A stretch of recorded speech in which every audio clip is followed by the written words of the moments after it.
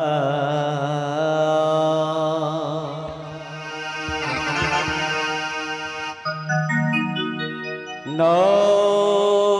धनम no जनम no सुंदरी कविता जगदीश कामोई ममो जन्मो जन्मनिस्परै भवता देवतीरोदिति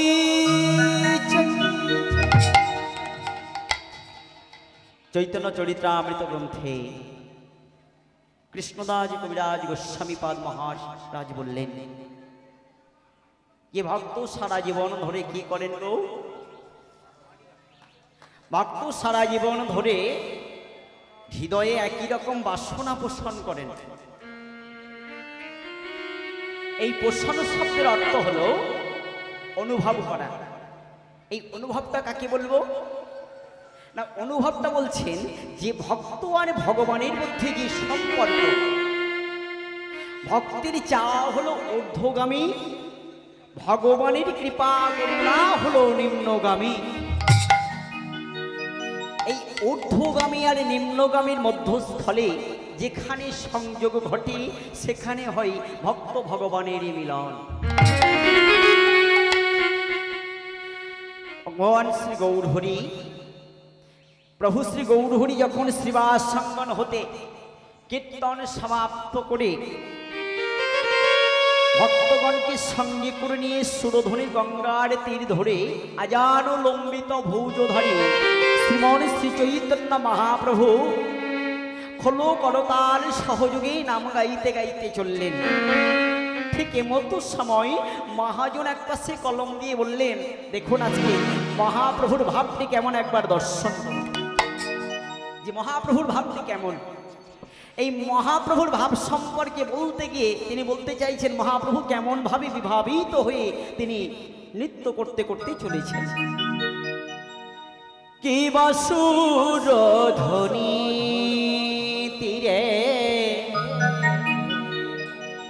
তীর মহাবিলাস সমবয়মা লোকসঙ্গে চুরধ্বনি তীরে তীর মহাবিলাস সমবয় বালক সুরধ্বনি তীরে তীর মহাবিলাস সমবয় বালক সঙ্গে সুরধ্বনি তীরে তীর মহাবিলাস সমবয় বালক সঙ্গে নচ সমবয় বালক সঙ্গে সমবয় বালক সঙ্গে নাচ সমবয়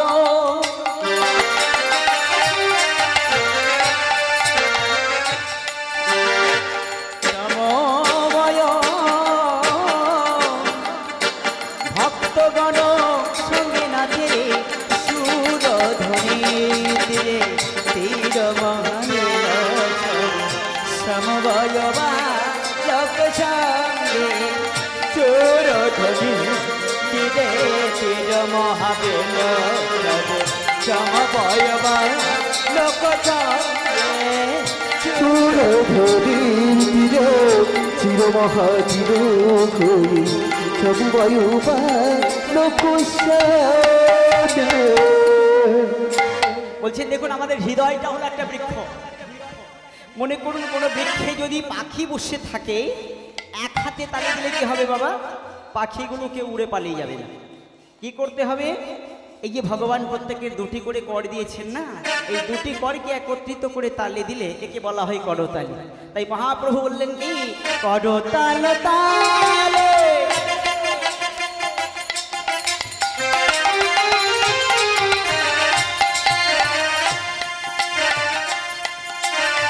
ধ্বনি তো হরি হরি ধ্বনি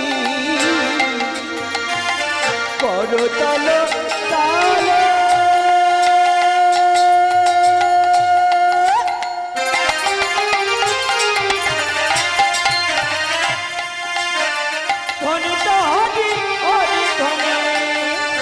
আবার ওই তো আমার ওরা হাই না এই তো আমার গড়াই যাচ্ছে ওই তো আমার ওরা হাই না এই তো আমার গড়াই যাচ্ছে ও দাদা ও দাদা ও দাদা ওই তো গো রাই ওই তো গো রাই যাচ্ছে ও তার অন্তরেতে সামনে আছে ওই তো গো রাই যাচ্ছে বলে বাহিরে রাধা রানী নাচে ওই তো আমার গড়াই নাচে হরি হরি বলে ওই তো আমার গড়াই নাচে হেমন্ত মহাপ্রভু নিতাই গৌরবন্দ বহু ওই তো আমার গড়াই নাচে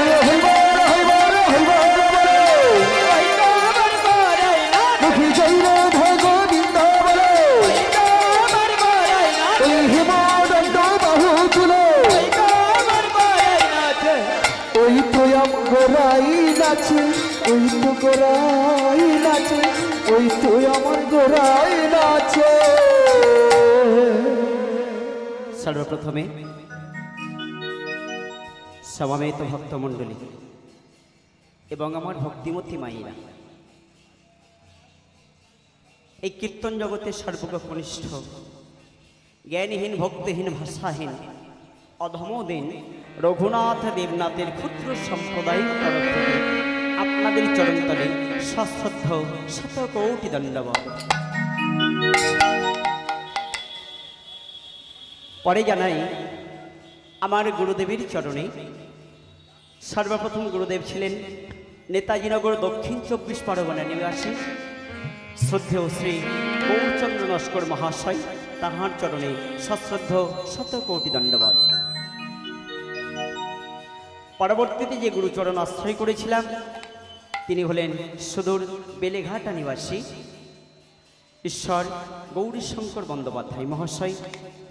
তাঁরই কৃপাধন্য আশীর্বাদ পদরজ মাথায় নিয়ে এবং গুরু কৃপা হি কেবলম ভক্ত পদরজ মাথায় নিয়ে শুরু করব আজকের আমার বিষয়বস্তু। এই মধ্যাহ্নকালীন, তবে আমরা জানি একটা সন্ধ্যা, কিন্তু শাস্ত্র বলছেন না একটা নয়, ত্রিসন্ধ্যা। ত্রিসন্ধ্যা মানে কখন?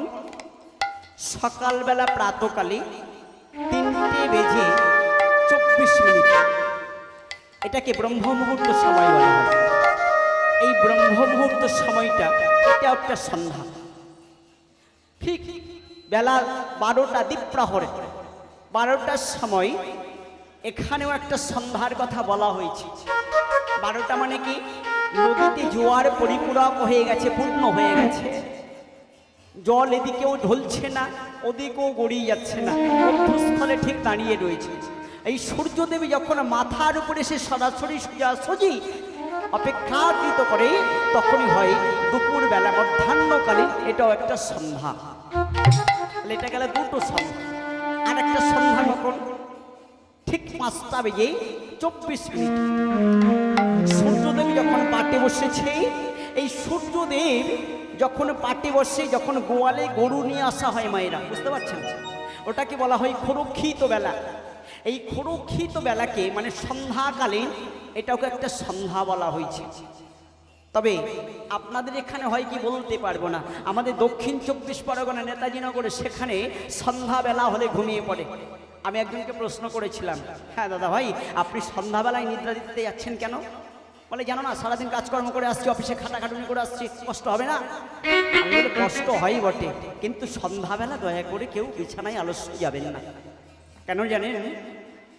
ভগবান শ্রীমন শ্রী চৈতন্য মহাপ্রভুর পূর্বে শ্রী বিষ্ণুদেব স্বয়ং, যিনি আমাদের এই যে সনাতন ধর্মের মূলাধার, যিনি হলেন জগৎকে শ্রেষ্ঠত্ব, জগৎকে শ্রেষ্ঠত্ব, তিনি একটা নির্বাচন করে দিয়েছেন। 3 জনের 3 রকম দায়িত্ব।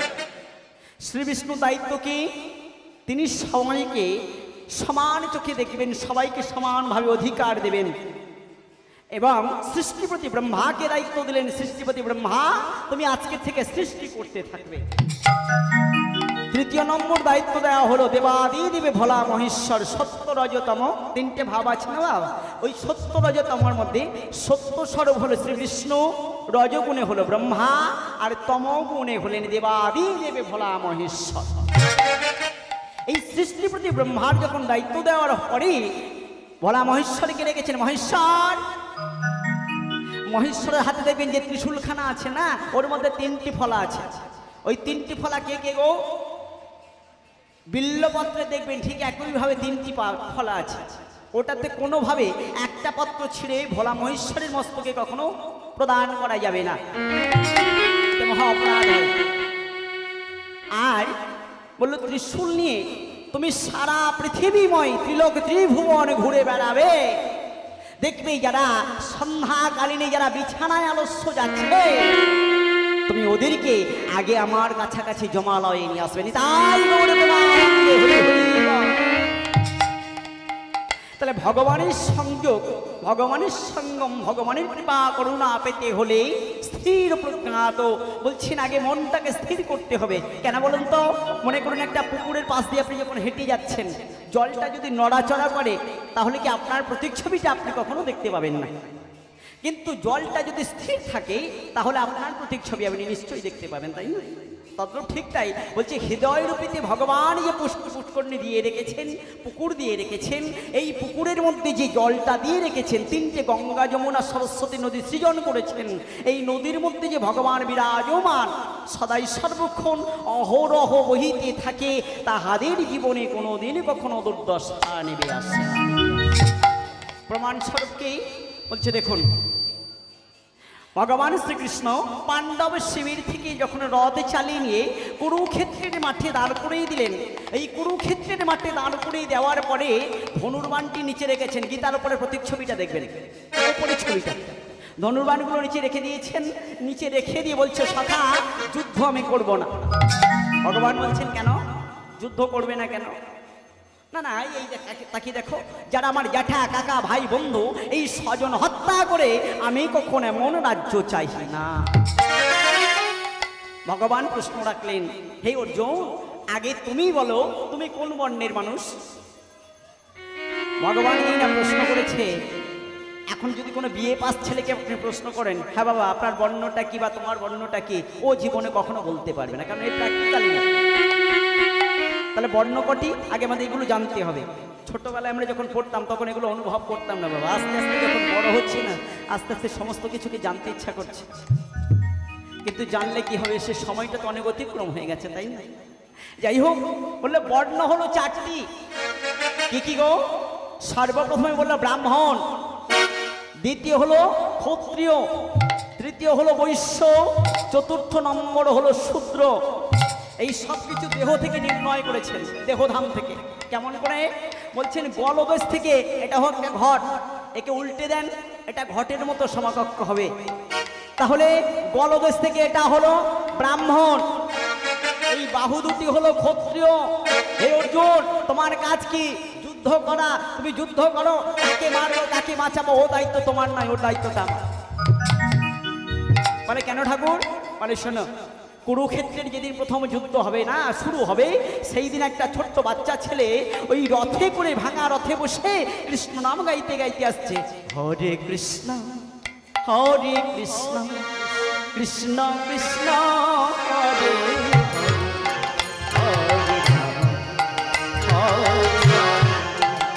রাম রাম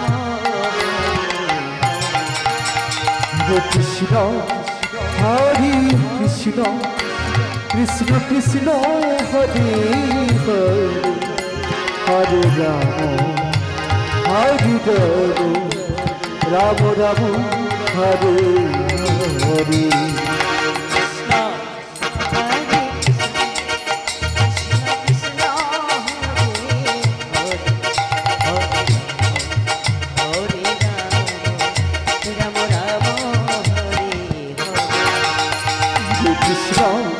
হরে কৃষ্ণ কৃষ্ণ কৃষ্ণ হরে হরে হরে হরে রাম রাম হরে হরে হরে কৃষ্ণ হরে কৃষ্ণ কৃষ্ণ রাম হরি রাম রাম রাম হরি হরে হরে কৃষ্ণ হরে কৃষ্ণ কৃষ্ণ কৃষ্ণ হরে হরে রাম হরে রাম রাম রাম হরি হরে হরে কৃষ্ণ হরে কৃষ্ণ হরি রাম হরি রাম রাম রাম হরি হরি হরে কৃষ্ণ হরে কৃষ্ণ কৃষ্ণ হরে হরে রাম রাম রাম হরে হরে জয় হরে কৃষ্ণ কৃষ্ণ হরি হরে হরে রাম রাম রাম হরি হরি রাম রাম হরি হরি রাম রাম হরি হরে এমন মধুর স্বরে নাম গাইতে গাইতে চলেছেন মায়েরা। ভগবান বাধা দিয়ে পথ আঁকলে দাঁড়ালেন। এতটুকু বাচ্চা ছেলে, মাত্র 5 বৎসর বয়স। এই আমাদের মতো হতভাগ্যদের বদনে কখনো কৃষ্ণ নাম আসছে না গো। ওই বাচ্চা ছেলেটি বসে বসে কৃষ্ণ নাম গাইতে গাইতে যখন যাচ্ছেন, ভগবান বলে যে দাঁড়াও, কোথায় যাচ্ছ তুমি? যুদ্ধ করতে। কোথায়? কুরুক্ষেত্রের মাঠে। আচ্ছা তোমার কারা কারা আছে? ও, ওই ছোট্ট বাচ্চা ছেলেটা উত্তর দিল, ওখানে আমার দাদুর দল আছে। একসাথেই বলে দিলেন, দাদু কারা? বলেন ভীম, অর্জুন, নকুল, সহদেব, যুধিষ্ঠির। তাহলে তোমার আসল দাদুকে? বলে আমার আসল দাদু হলো ভীম। ভগবান বলল ঠিক আছে, তুমি যে যুদ্ধ করতে যাচ্ছ, আগে তুমি বলো কোন দলে থেকে তুমি যুদ্ধ করবে? বললো প্রভু, মা যখন মৃত্যু শয্যায় শয্যিত ছিল, মা শেষ প্রায় প্রাণ যায়, আমাকে বলল খোকা, তুই আমায় অঙ্গ স্পর্শ করে কথা দে বাবা, যুদ্ধ যদি জীবনে কোনোদিন কখনো করিতে হয়, যে দলটির সব থেকে দুর্বল পক্ষ, তুই সেই দলে থেকে যুদ্ধ করিস। বললো মা, দুর্বল পক্ষ কারা? বলে দুর্বল পক্ষ হলো তোমার দুর্যোধন দাদুর দল। আমি মাকে কথা দিয়েছিলাম, তাই মায়ের কথা মতো আমি দুর্যোধন দাদুদের দলে থেকে আমি যুদ্ধ করব। ভগবান একটু মৃদু হাসলেন, মৃদু হেসে বললেন, আচ্ছা বাবা, তুমি তো ছোট্ট ছেলে, তুমি ঠিক ঠিক বোঝো না। আচ্ছা অঙ্ক সংখ্যাটা তুমি নিশ্চয়ই জানো। বলছি কি, তোমার দুর্যোধন দাদুদের দলে আছে 11 অক্ষহীন সেনা, আর তোমার ভীম দাদুদের দলে আছে 7 অক্ষহীন সেনা। এই 7 অক্ষহীন এদের, ওদের থেকে সেনা সংখ্যা যেমন 4 অক্ষহীন বেশি, তাহলে ওরা হলো 100 ভাই, তোমার ভীম দাদুরা হলো 5 ভাই। বলো তো ওদের দলটা দুর্বল পক্ষ হলো কি করে? ভগবান যখন প্রশ্ন করেছিলেন, ভগবান শ্রী ঘড়ির কথা শুনে ছলো ছলো নেত্রে বলে উঠলেন, প্রভু, থাকতে পারে ওদের 11 অক্ষহীন সেনা, এদের 7 অক্ষহীন সেনা, কিন্তু জানো ঠাকুর, যে পক্ষে স্বয়ং ভগবান রয়, বলে তারা কি দুর্বল হতে পারে? তারা কি দুর্বল হতে পারে? তারা কি দুর্বল হতে পারে? তারা কি দুর্বল হতে পারে? যে পক্ষে ভগবান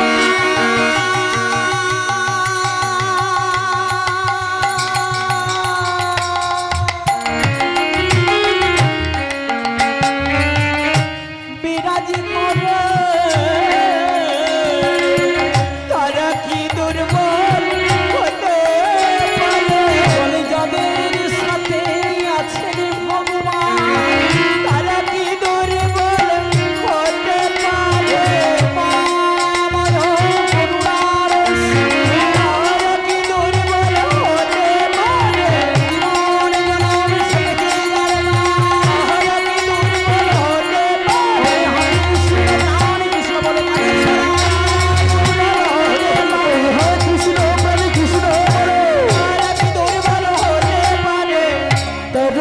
দুর্বার হতে পারে।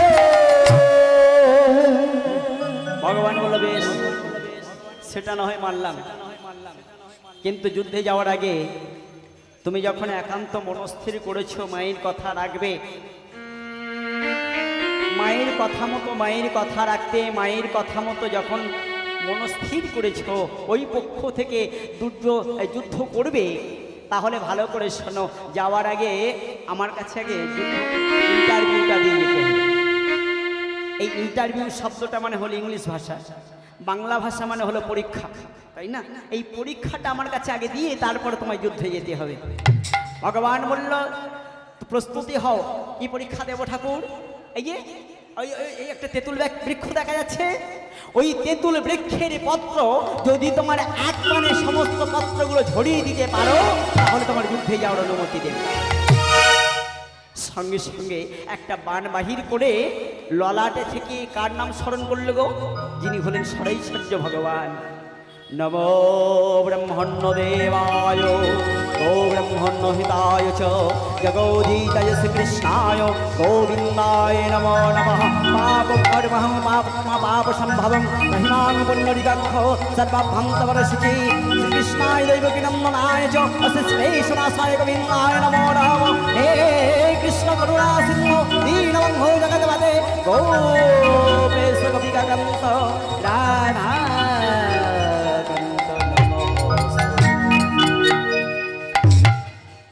এই নাম স্মরণ করে যেই না বানটি দিল ছেড়ে, ওই বানটি ছেড়ে দেওয়ার মুহূর্তে ভগবান দেখলো বৃক্ষের যতগুলো পত্র ছিল সমস্ত পত্রগুলো ছিন্ন বিচ্ছিন্ন হয়ে গেছে। ভগবান বলে দাঁড়াও, বৃক্ষের পাতাগুলো ঝরালে কি হবে? মানে যেই সময় মন্ত্রপুত করছিল না, ভগবান চাতুরালি করে দুটো পত্র সরিয়ে নিয়েছিল, হরণ করেছে। দেখো দেখো, আমি দেখবো। ভগবান মুষ্টিদেশ খুলে দেখলেন যে হাতের মধ্যে যাকে আশ্রয় দিয়েছে সেও ছিদ্র। পদতলে যাকে রেখেছিল পায়ের তলায়, মানে একটা হাতের মুষ্টিতে আর একটা পায়ের তলায়, এই যারা পায়ের তলায় রেখেছে, যারা হাতে আশ্রয় দিয়েছে, ভগবান ছোট ছোট নেত্রে দেখলে যাকে পায়ের তলায় আশ্রয় দিলাম, যাকে হস্তে আশ্রয় দিলাম, তাকেও পর্যন্ত শেষ করে দিয়েছে। একে যদি আমি কুরুক্ষেত্রের মাঠে পাঠাই না, ওই পঞ্চ পাণ্ডবকে আমি কখনো বাঁচিয়ে রাখতে পারবো না। ভগবান এই জায়গায় একটা অপরাধ করেছিলেন গো। ভগবান বলল বর্বরী,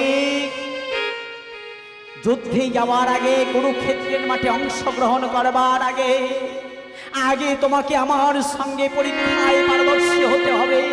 যুদ্ধে পারদর্শী হতে পারো, তাহলে আমি যাওয়ার অনুমতি তোমায় দেব। বর্বরী বলল প্রভু ঠিক, আপনার যা ইচ্ছা।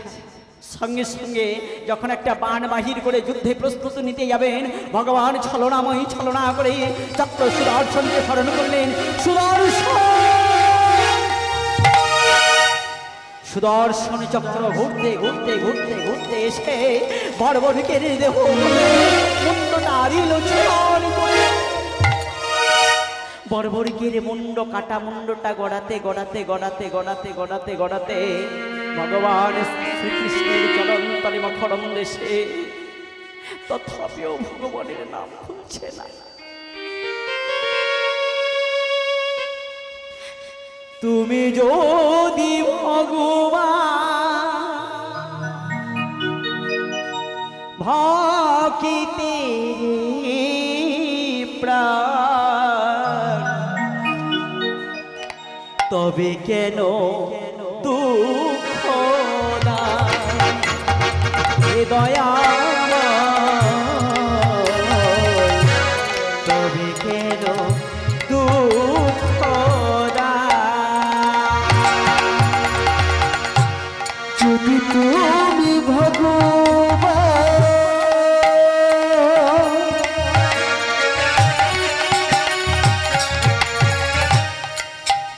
তুমি ভক্তেরি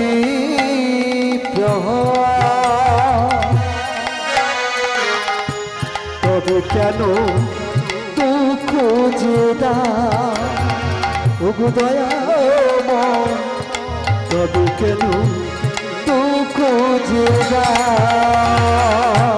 তুমি যে জীবন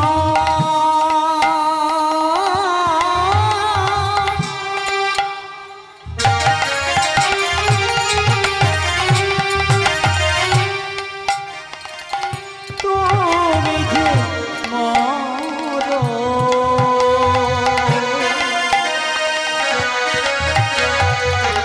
রাখো প্রভু হকিতে মা এই দয়াময় তবে কেন দুঃখ তুমি যে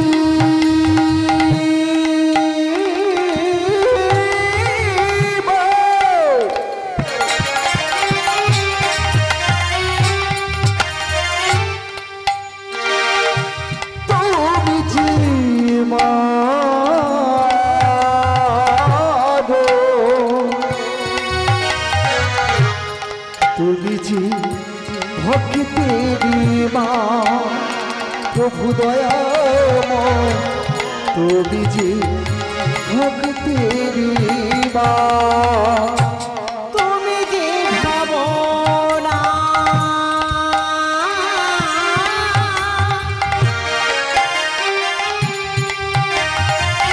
তুমি যে কামনা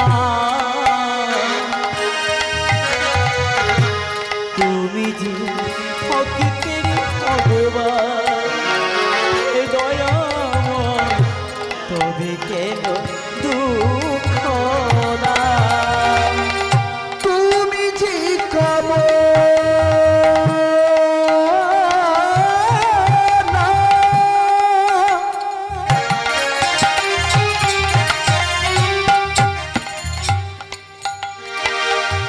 তুমি যে বাসনা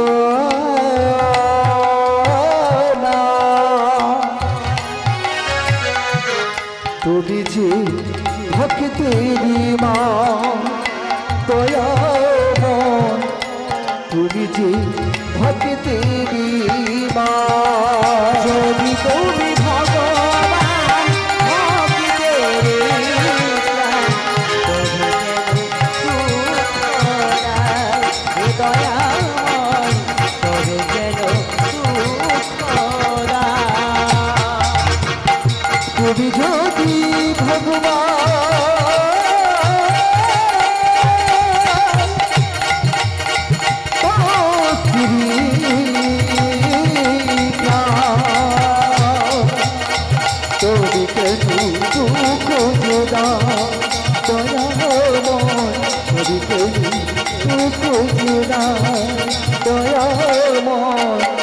তবে কেন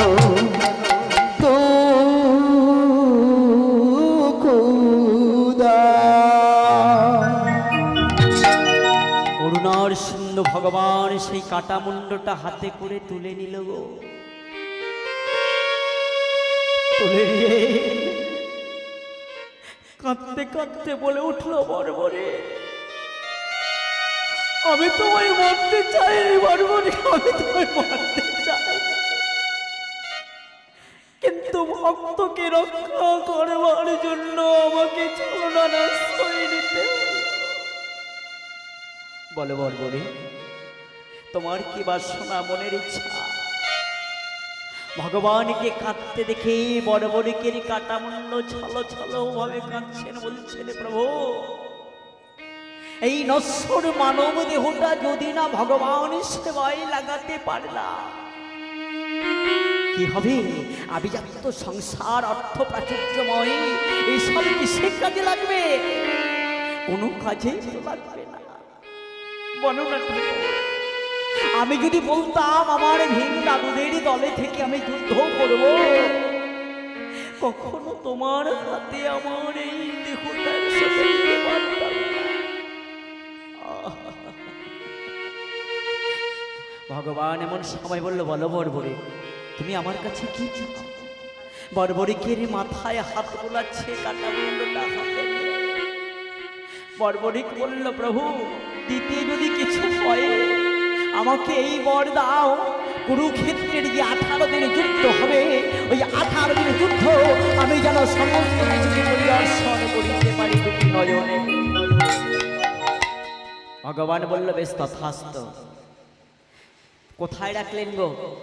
ভক্তকে ভগবান যেখানে সেখানে আশ্রয় দেয় না, ভক্তকে আশ্রয় দিলে নিশান কোণে বলল, বর্বরী সনাতন ধর্মের সমস্ত যে কাজকর্ম হবে, শুভ কাজ করিতে গেলে ওই নিশান কোণের প্রতি লক্ষ্য করে তবেই তোমার সমস্ত কার্যাদি সম্পন্ন করিতে হইবে। বর্বরিককে নিশান করে ভগবান রেখে দিলেন। কুরুক্ষেত্রের 18 দিন যুদ্ধ সমাপ্ত হয়ে গেল। ভীম আর অর্জুন দুজনের মধ্যে যুদ্ধ শুরু হয়ে গেছে, দুই ভাইয়ের মধ্যে। ভীম বলছে আমার জন্য যুদ্ধ শেষ হয়েছে, অর্জুন বলছে আমার জন্য যুদ্ধ শেষ হয়েছে। আর ঠিক সেই সময় ওই বর্বরিকের কাটা মুন্ডটা মাথার উপর থেকে হেসে উঠলেন।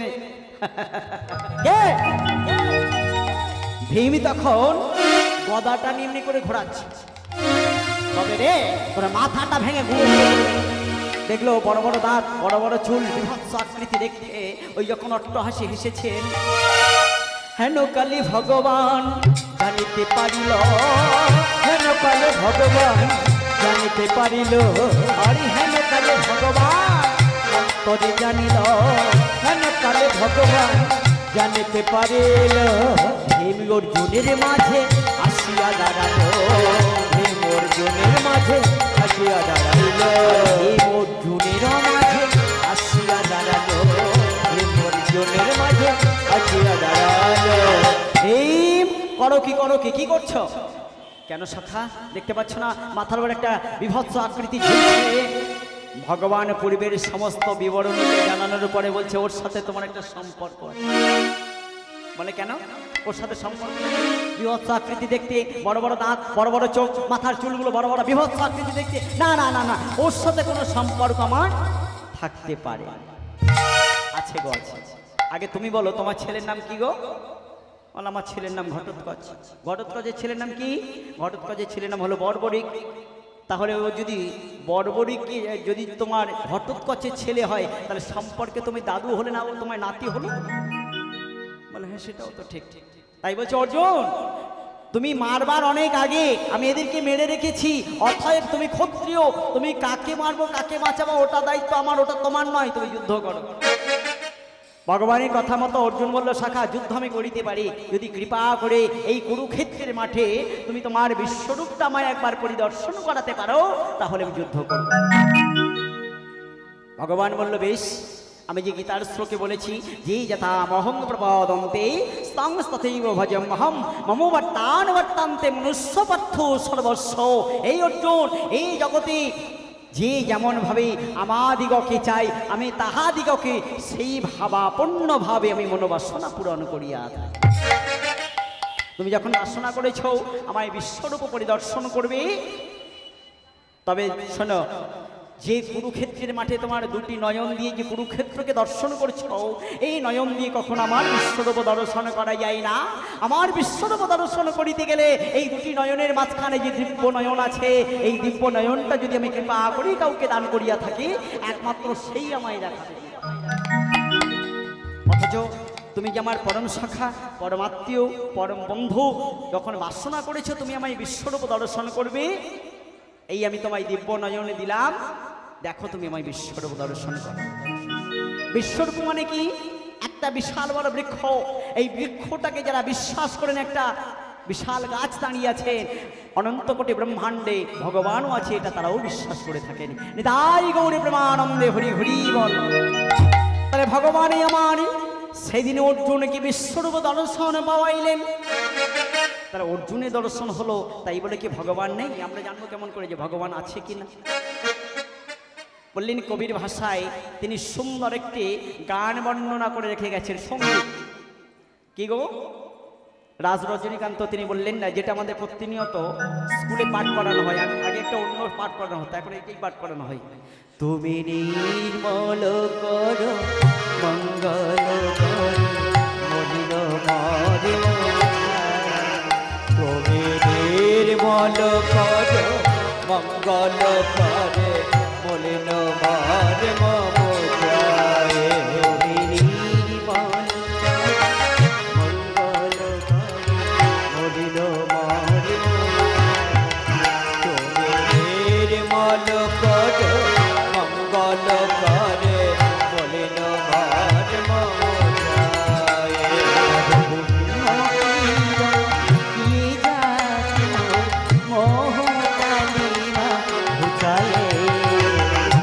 পূর্ণ কিরণ দিয়ে যাত মোহমকালী বুঝায়ে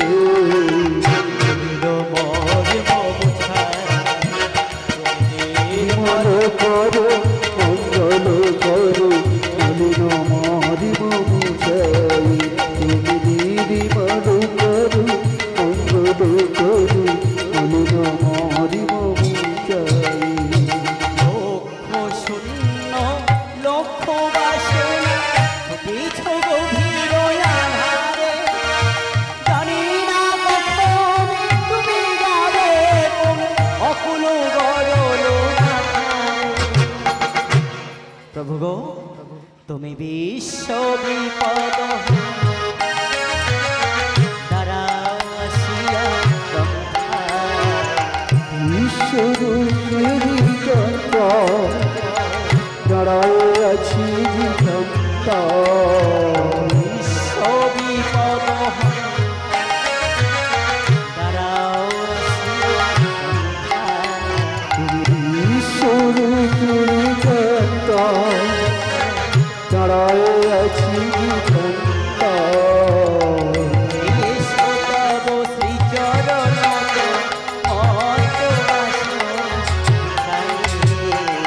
মলিন মোর মামু চায় তুমি নির্মল কর মঙ্গল করে মলিন মোর মামু চায় তুমি নির্মল কর মঙ্গল করে মলিন মোর মামু চায় শুধু তাই নয় গো আছো জনলয় মিলে চিরন ভনি ধর শুনিলে গহন আছো বিটবিলাতাই জলনে গাই শশী তার গায় কপন ভগবান বলে যে জোর দাঁড়াও দাঁড়াও দাঁড়াও কি বললে অনল অনিলে চিরন ভনিলে ভূধর সলিল গহনে আছো বিটবিলাতাই জলদের গায়ে শশী তার গায় কপন আকাশ বাতাসে চন্দ্র সূর্য এবং কি মেঘ মানে যে জল জমা হয়ে থাকে না বাষ্পযুক্ত হয়ে যে গরমের সময় প্রচণ্ড জল যে বৃষ্টিটা কোথা থেকে আসে প্রচণ্ড বাষ্প হয়ে যে জলটা ধুলিকণা হয়ে উড়ে যায় সেইটা যখন একসাথে গিয়ে যখন ধাক্কি হয় তখন বৃষ্টির সৃষ্টি হয়নি তাই গৌরী প্রেমানন্দে হরি হরি বল তাই ভগবান বললে হে অর্জুন আমি যদি সর্ব জায়গায় সর্বস্থানে থাকলাম তাহলে তুমি আমায় দেখা পেলে না কেন বলে প্রভু কারণটা হলো এটাই দেখুন রাস্তা থেকে অনেক গাড়ি যাচ্ছে এই যে মনে করেন একটা গাড়ি দাঁড় করা আছে না কালো কাঁচের গাড়ির ভিতরে যারা বসে থাকে গাড়ির ভিতর থেকে ওরা আমাদের দেখতে পায় কিন্তু গাড়ির ভিতরে যারা বসে থাকে আমরা বাইরে থেকে তাদেরকে দেখতে পাই না কারণটা কি বলে কারণটা অন্য কিছু নয় হে ভগবান আমাদের এই যে দুটি নয়নে ময়লাযুক্ত মলিনযুক্ত যে কালিমা তুমি করে দিয়েছো ঠাকুর এই জন্য আমরা তাই তোমায় দেখা পাই না গো তাই কবির ভাষায় বললেন আমার নয়নে